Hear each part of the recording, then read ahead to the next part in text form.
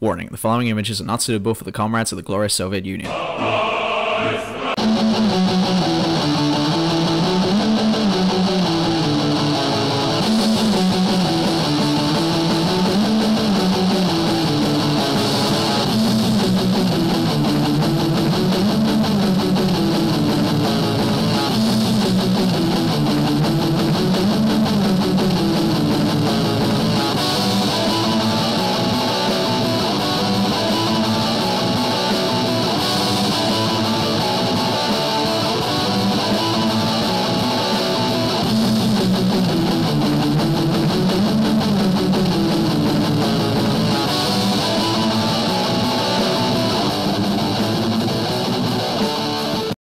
True review here.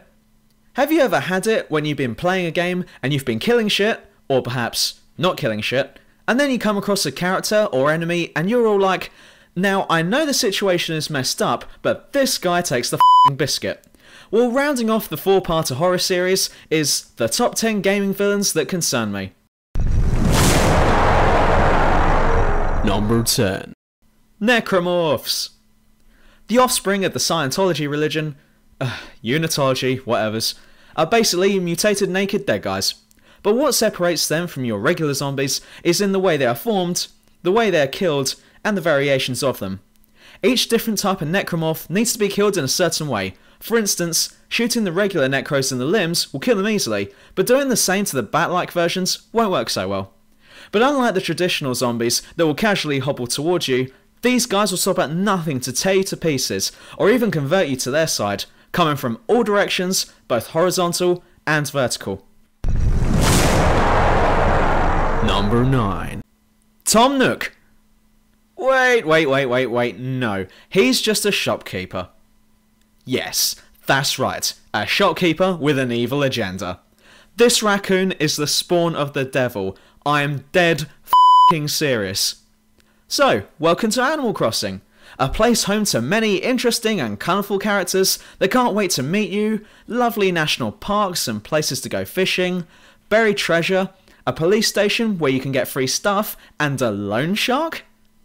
After stepping off the train at the start of the game, you're told to go and seek out Tom Nook, who can help you get home. Once you've found him, he'll set you up with quite a nice, if not small, 1-floor, 1-room house with nothing in it.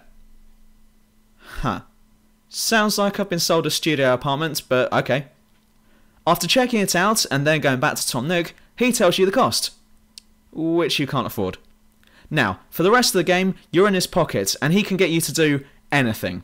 You start out as his slave, working in his shop doing everything for him, including blowjobs, and once you've paid off only a slight fraction of it, he fires you and orders you to go out and earn the rest of the money in order to pay off your debts. 1,000 bells per week too.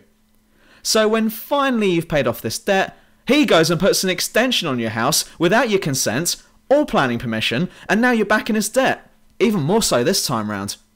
I'm just waiting for the moment where he goes, right, I have a few jobs for you. I need you to kill Pom Pom, and then I'm having you sent to Russia to work in the factories until you've paid off your debt. But what's most frightening about the whole experience is that Animal Crossing is a very peaceful and pleasant place to live. And it's been infiltrated by the Mafia. I've heard that Eastern Promises 2 is going to be filmed in Animal Crossing. Number 8. El Diablo. The Lord of Terror is definitely terrible. Having been involved in an endless war against the forces of heaven, Diablo, Lord of Hell, has chosen a new battleground, that being the mortal realm of Sanctuary. Now the once peaceful realm is now the staging ground for the next phase of the war, to which there can be only one survivor. But Diablo himself has many powers which are not to be overlooked. He is able to possess the living, and in Diablo 3, he demonstrates how easy it is for him to invade heaven and bring the angels down to their knees in a one-man invasion. But if he's that powerful, then why don't you just go and do that in the first place? Guess he's all powerful, but not too intelligent. Number 7. Dr. Steinman. Few screws loose doesn't begin to describe this one. And where the f*** did he get his PhD from? Arkham Asylum? Although being quite a brilliant doctor, specialising in cosmetics, Dr. Steinman's psyche is about as stable as someone who drinks their own urine. And cleaning the windows by licking them is definitely one way of cleaning them.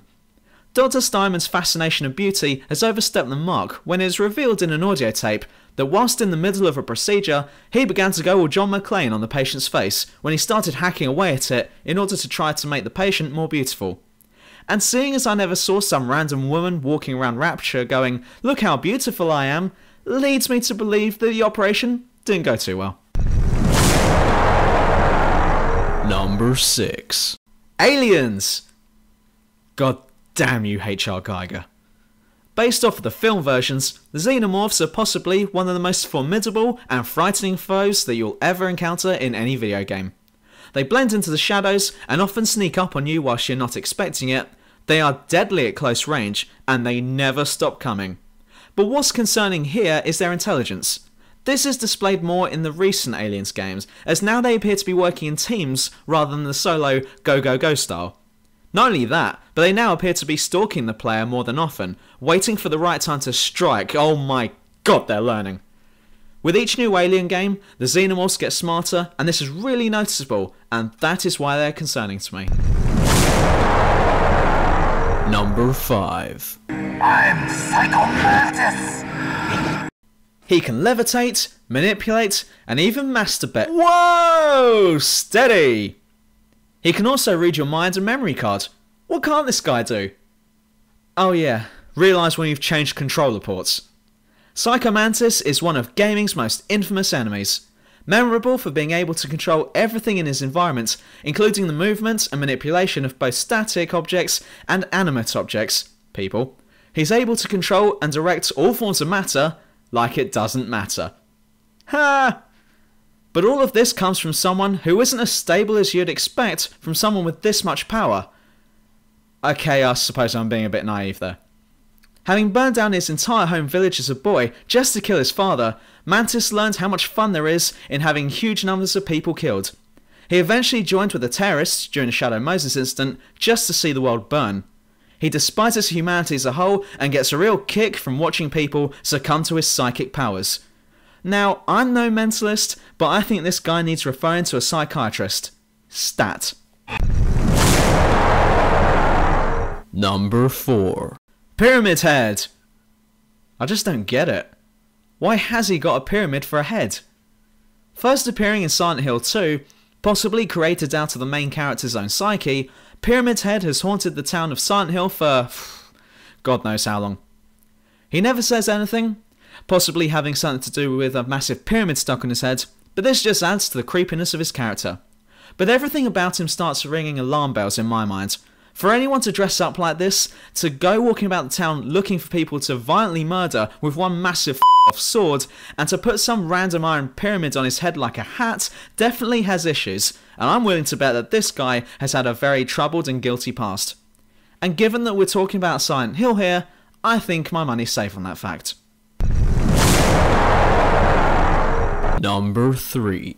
The Merchant in Resident Evil 4. I don't think I have to say much for this guy, but seriously, he's everywhere. And how did he know I was going to be here? Apparently he's been stalking me throughout the whole game just so he can sell me some shit.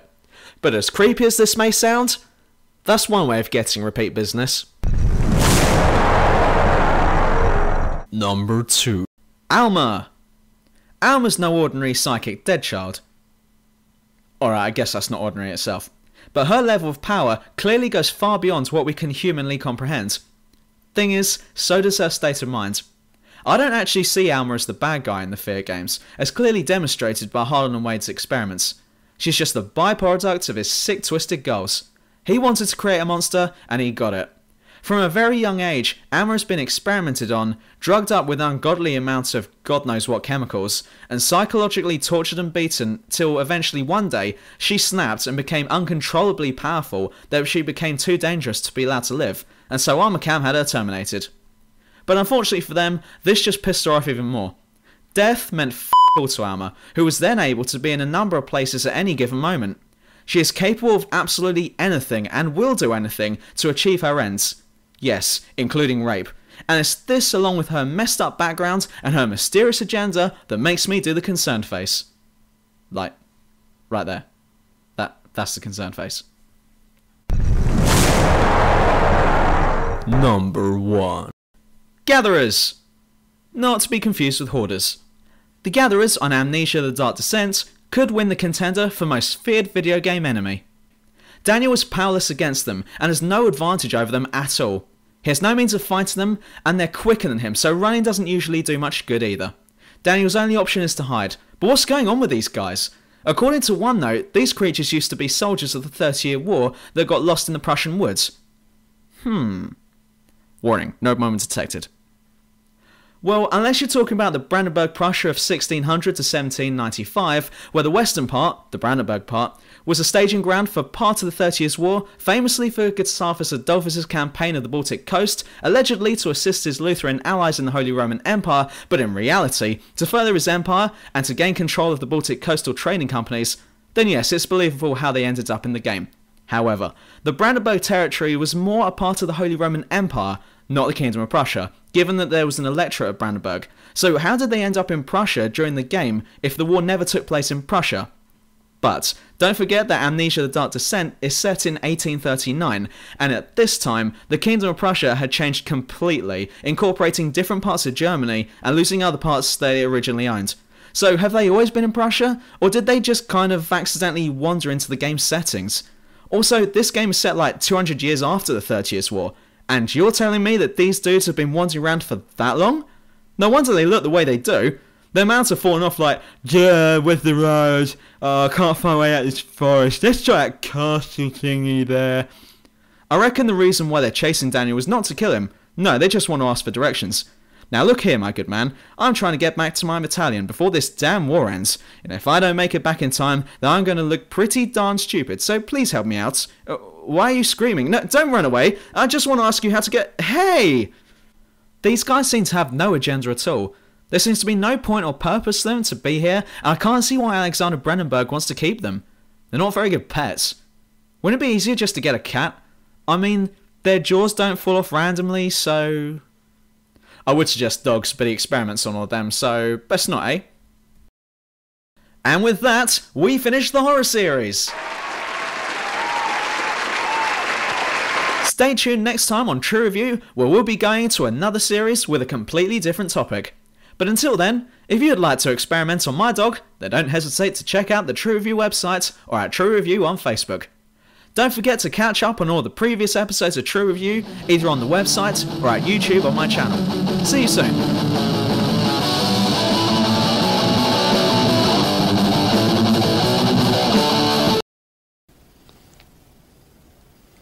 I want to tell you my secret now.